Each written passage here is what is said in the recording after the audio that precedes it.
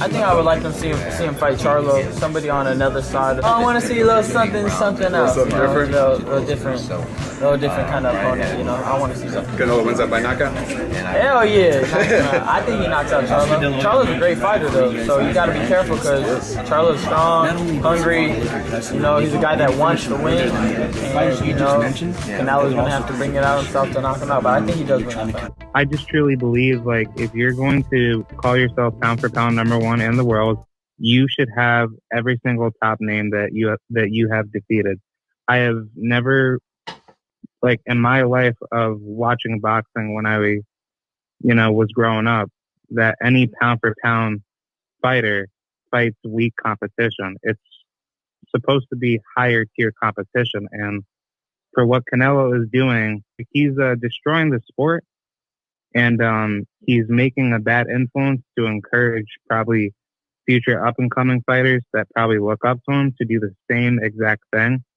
And I just really fear that in the future, those newer fighters that follow in his footsteps will do the same exact thing by ducking their best competition, and they'll still be labeled as pound-for-pound number one fighters. Yeah, and that's the influence of social media.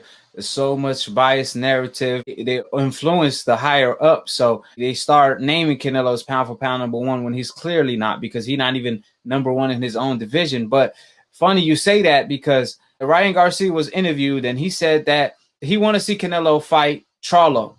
He said he believed Canelo going to knock out Charlo, but that's the main fight he want to see for Canelo Alvarez, right? This is Ryan Garcia speaking.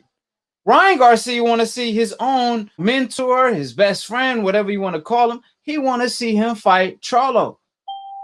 But Canelo Alvarez just doesn't want to do it.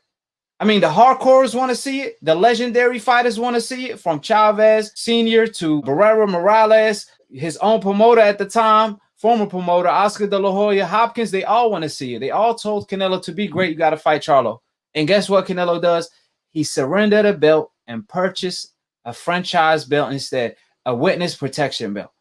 And they want to claim this guy's pound for pound number one. So like you said, hopefully the young generation, like Ryan Garcia, doesn't follow in the footsteps, because Ryan, hate him or love him, one thing about Ryan, he is calling out Gervonta. He is saying, hey, I'm going to fight these guys. He promised us if he beat Luke Campbell, which is a tough fight. It's not an easy fight, but he promised us if he beat Luke Campbell, he's going to fight Gervonta. He's going to fight Tio. He's going to fight Devin, right? So we'll see. But hopefully Canelo influence doesn't rub off on the Ryan Garcias of the world and the young talent, because it's already rubbing off on Tio. I see Tio talking and moving the way Canelo is. So I really hope it doesn't really rub off on the younger generation, the younger talent, because that's really going to hurt the sport in a big fashion. I'm already losing so much respect for Canelo that I actually just wish that Canelo could just get his ass knocked out by Charlo right now, because every single Canelo fan that I've debated within these past couple of weeks about him fighting Charlo, every single one of them says Charlo's not that good. He would get knocked out. He can't have good defense against Canelo. Canelo would just walk him down. Okay, but why didn't he have that same energy when Charlo was his mandatory? And literally, his brother was calling out Canelo at 154 on top of that with Andrade, and he still never even fought either three of them.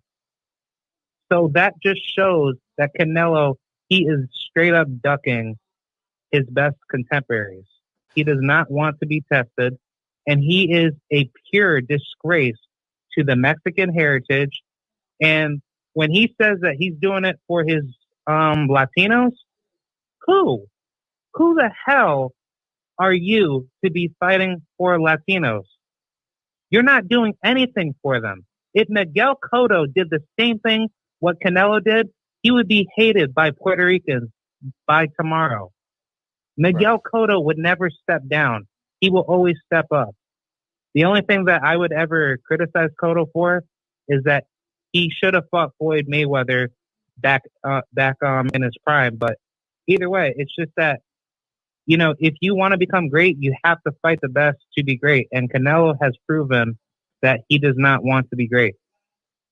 Yeah, when it came to the point you brought up about for the Canelo fans, they will come out and say, "Oh, you know, Charlo ain't fought nobody." But it's funny when there's a poll, every single poll, when they ask the fans who you want to see Canelo Alvarez fight next, every single poll, Charlo dominates. You know, there was a poll, there's 100,000 votes on it, and 60,000 out of 5 names. This is not 2 names, it was 5 different names. And 60,000 votes, 60% was Jermall Charlo. 5% was, you know, this guy, 10% was the other guy. But the one that had the most votes, which was 60% out of 5 guys, was Jermall Charlo. But they're going to try to convince you, oh, well, Jermall Charlo ain't fought nobody. Jermall Charlo ain't do this. Jermall Charlo ain't do that. When Canelo Alvarez was asked about Jermall Charlo after the fight, he said, I don't know when the fight is going to happen, and walked out. You know what I mean? Like, he didn't even entertain the idea. When they asked him about Errol Spence, he was like, yeah, I would like to fight Errol Spence. He will talk about it. But when you bring up Charlo, he said, I don't know when that fight going to happen. And he walked out, and you're like, what the hell? It's clear as day. The man gave up his belt. You can't be a real champion and give up your belt. You remember how Riddick Bowe, back in the day when Lennox Lewis became his mandatory, and Riddick Bowe, he didn't want to fight Lennox Lewis. So what he did, because Lennox Lewis became his mandatory, he grabbed that WBC belt and threw it to the trash. That's what Riddick Bowe had to do. And he threw the belt to the trash, man. I kid you not, right? And everybody called him a duck. But when it came to Canelo, he purchased a belt to save face. Because remember, I think 2 years prior to that, the WBC pressured Canelo Alvarez to fight Gennady Golovkin.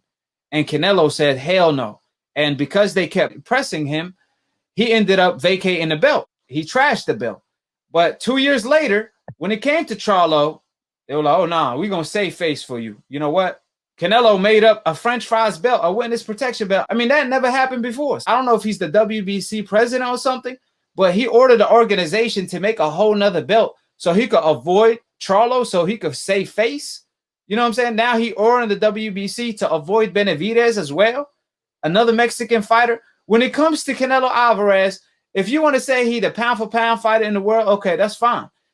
Canelo Alvarez is the best pound-for-pound fighter against European fighters, not against black fighters, not against Mexican fighters that are undefeated. Because when it came to Charlo, he didn't want to fight Charlo. When it came to an undefeated Benavidez, who also happened to be Mexican, he'd rather fight Avini instead.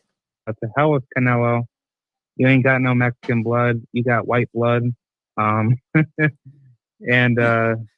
he needs to start stepping it up, or else I think it's time for new media to keep exposing him and bring his name down, because you are not the best fighter in the world. You are the biggest ducker in the world.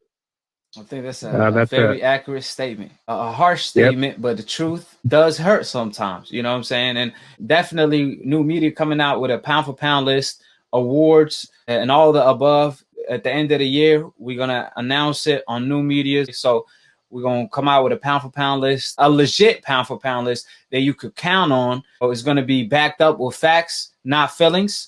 So be on the lookout for that. How did you choose Lomachenko? Because I did not choose him.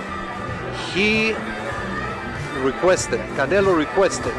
So we sent out a vote and we analyzed his history. Ooh, Canelo and Lomachenko requested? Absolutely. Ooh, he just made headlines. Lomachenko. He just made headlines. Lomachenko, top rank, requested. And let me tell you, we analyzed the request.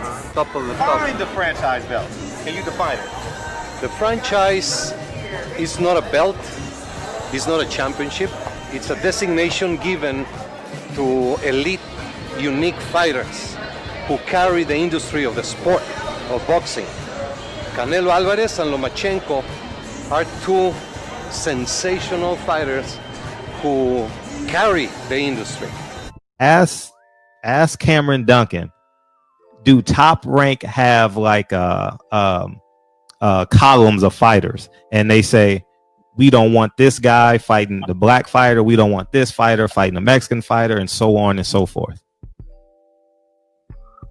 You're gonna get into the racial stuff, huh? No, I'm not. I'm asking. That's a theory there by the greatest matchmaker, probably, in my opinion, ever. Uh-huh. And I'm not going to mention his name either, but you know what I'm talking about. Uh-huh. And he used to have a thing up on his board, NBF, no black fighters. Uh-huh. And when I was taught to bring up a fighter, you know, and again, it's just, he used to say to me, you can go anywhere in the country. And I'm going to leave it at this. I don't want to go into a long discussion because people are people in God's eyes, and we're all the same. He used to say to me, you can go anywhere into a city in America or anywhere in the world and ask a white guy, and he didn't say any other, he didn't say anything about Hispanic, anything.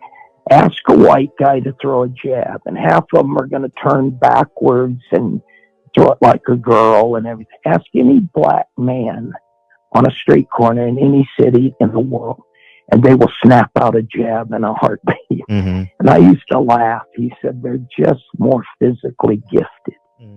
And he said, and so they have speed, and better to stay away from them. Nothing personal.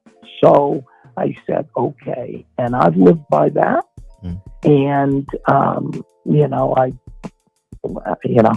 don't want to sound like some weird guy, but, you know, you're trying to be safe with your guys. And so, yeah, there is a thing about that, you know, but not in a bad way, in a very respectful way, you know, to be careful.